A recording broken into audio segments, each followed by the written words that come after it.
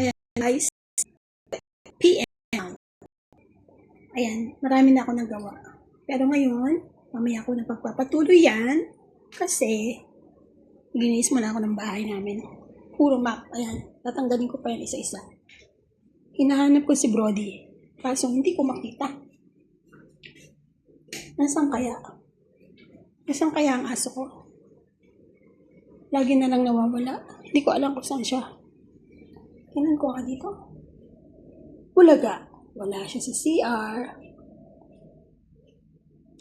Wala siya dito. Ato! Ito pala si Brody. Sa toilet pala. Tingnan niyo naman. Hindi naman masyadong mainit ng weather ngayon kasi nga maulan. Pero dito siya natulog. Oo, dito siya nakahiga. Hello, Brody.